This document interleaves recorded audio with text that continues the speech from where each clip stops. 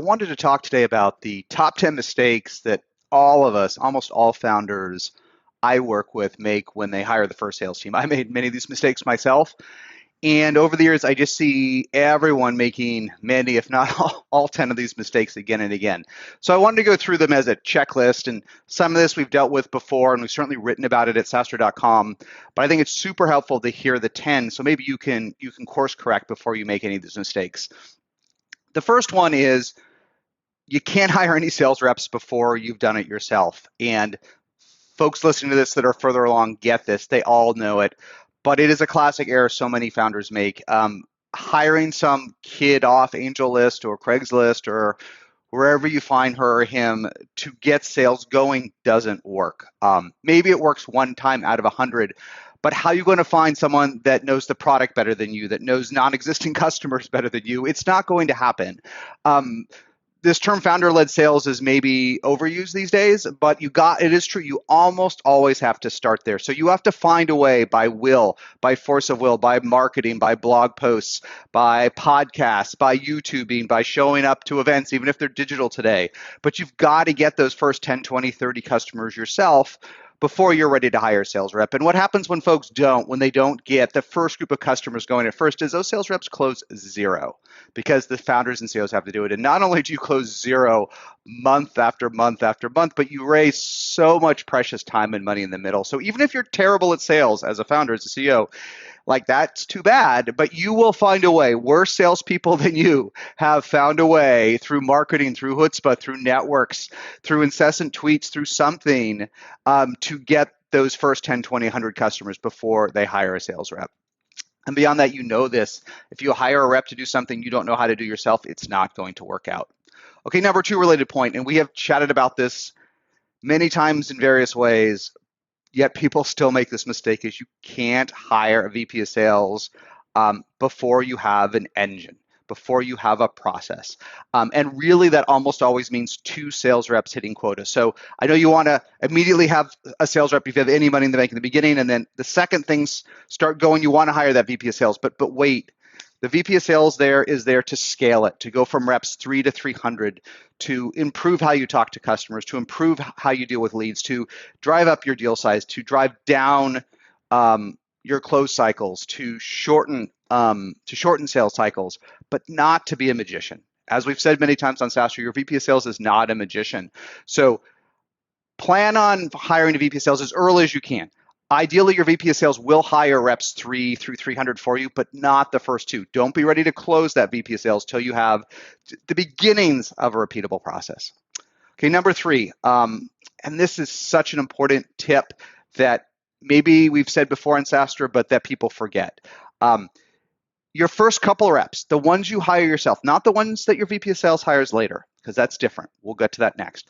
But your first 2 to 3 sales reps, no matter what, no matter where they come from, whether they come from some store down the street, whether they come from Google, neither of which is a good idea, whether there's someone your brother knew from college, which is a flag as well. But whatever it is, they have to be folks you would buy your product from. And I have this discussion with founders all the time. My first 2 reps, Elaine and Bob, didn't work out.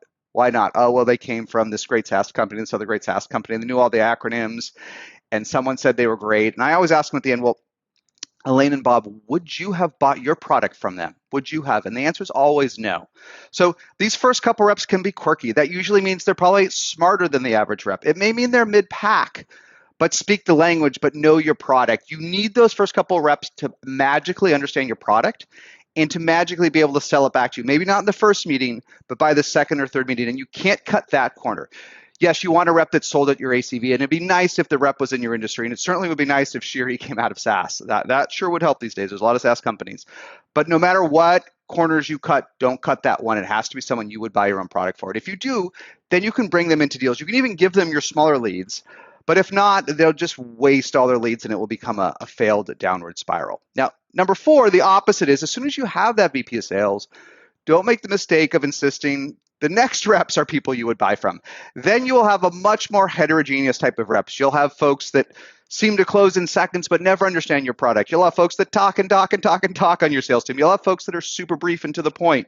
You'll have folks that really know how to do a solution, and you'll have folks that are really qualify folks out. And it will take a village, and you will find even in the today's of hundreds of sales tools and marketing tools and science and quants and dashboards, you will find there are many ways in sales to get to the top of that mountain, different styles, because we're different human beings and we connect with each other different ways. There's introverts and extroverts, and folks that like to pick up the phone and folks that don't really like to talk on the phone, and folks that love Zooms, et cetera, et cetera. So don't expect reps 4 through 400 to be folks that you would necessarily buy from. Allow your VP of sales to hire who she wants and judge her on results. Number 5, most important point, and hopefully you break out of this by a couple million in revenue, but I've seen CEOs make this mistake up to 50, 60 million in ARR, which is you can't underpay sales folks. Maybe you've never been able to raise any money. Maybe you have a token amount of capital. Maybe your sales efficiency is so low because it's so hard to close it. You just don't feel like you can afford it. I can't pay a rep. I meet this kid. He wants $150,000 a year in on-target earnings, base and bonus, and I only have $500K in the bank. How could I afford this? Maybe I should put him on commission. A lot of things will race through your mind, but sales is about money, folks. And you cannot underpay the good ones. You can cheat, and here's the cheat. You can meet their ask. Let's say the rep wants 150K OTE on target earnings. You can say, look, Linda, Bob, Bill, I'll give you your 150K OT, but you need to close 450, 3x that. That's very fair in the early days. And maybe that's not even doable today. So maybe she'll end up taking a little bit of extra risk to hit her OTE, but you can't pay below market. The best salespeople want to be paid fairly for hitting their number, and you will only attract the bottom feeders, the worst of the worst, if you underpay. It's better to hold them to a higher standard and pay them very, very well when they hit it.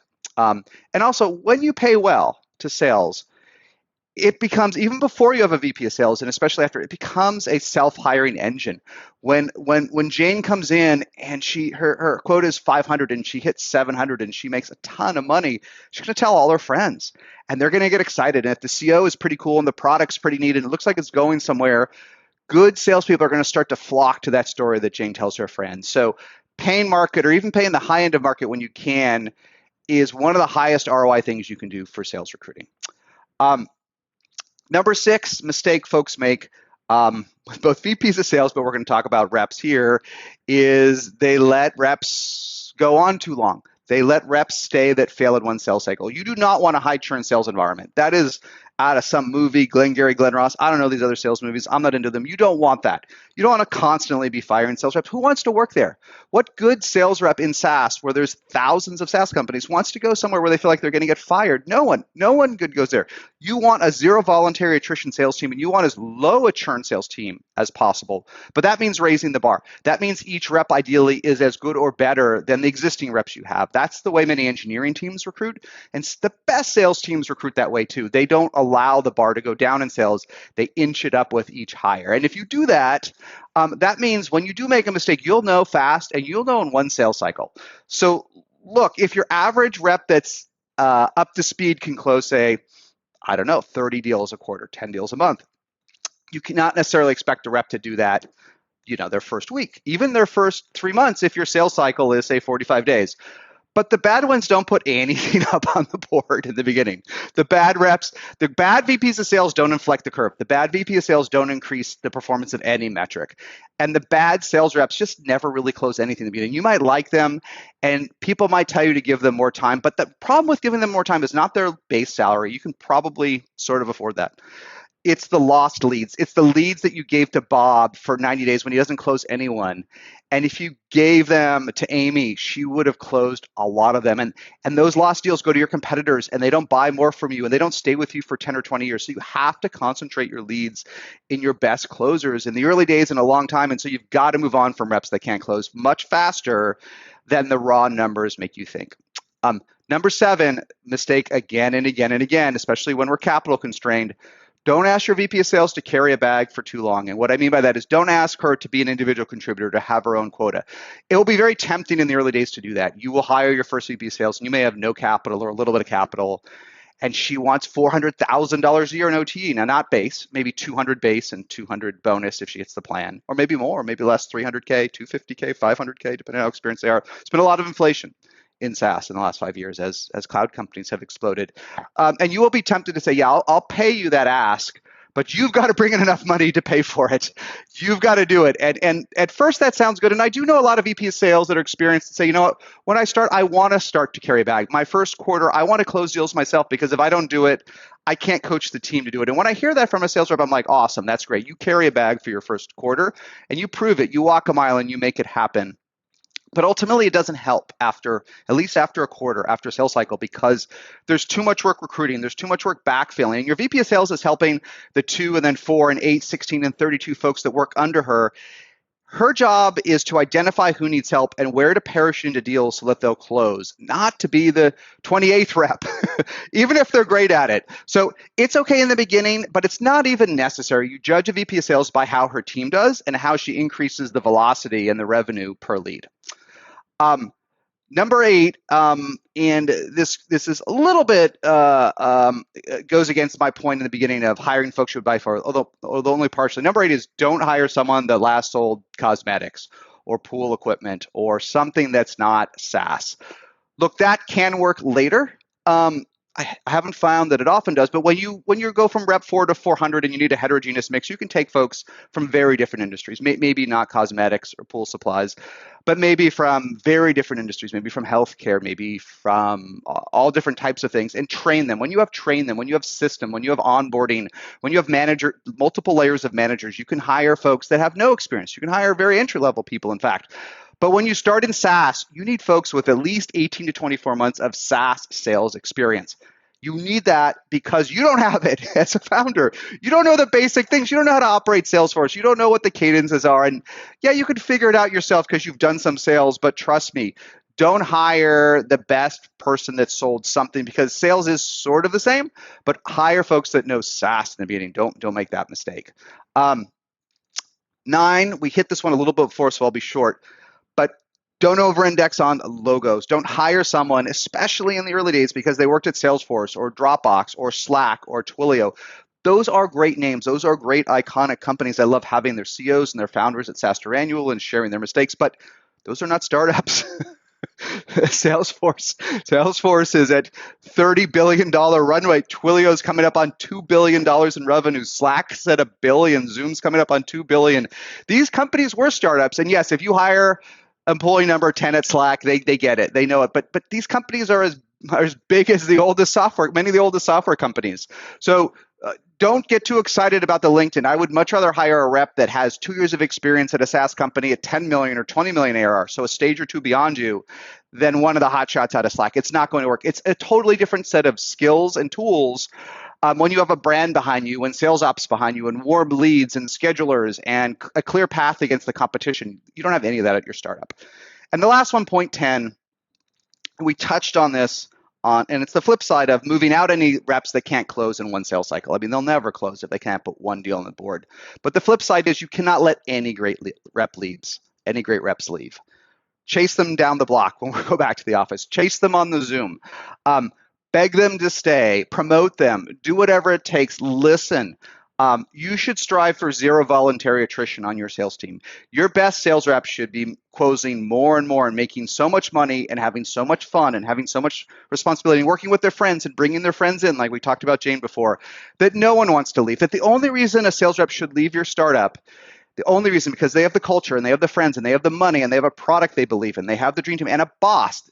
Most sales reps will stay almost forever if they love your VP of sales. So be thoughtful on that. If you have the VP of sales and the brand and the fun and people are well paid, why would you leave if you're a rep? It's so risky to leave and go somewhere else for less money with a worse boss. The only reason a great rep should leave if you have a great sales team is for a promotion. And eventually, you will find if you grow fast enough, there just isn't enough room. Everyone wants to be promoted if you're growing quickly. Everyone wants to go from SDR to AE, and many folks will want to go from AE to manager or director. And at some point, ironically, the faster you grow, the less room you have on the promotion chart because you're hiring so many people. And in the beginning, you'll find, wow, I'll just promote my best SDR to AE, and that works great when you're slowing. But what do you do when you have 20 great SDRs? Like you run out of slots. So at some point, some of your best have to go to chase their dreams to become a VP of sales. But those should really only be folks in management, and you should still try to find a role for them no matter what you can do. At least try, never let any great reps leave. They know so much, they will attract their friends, they're the heart and soul of your company, and you'll replace them with someone that closes less.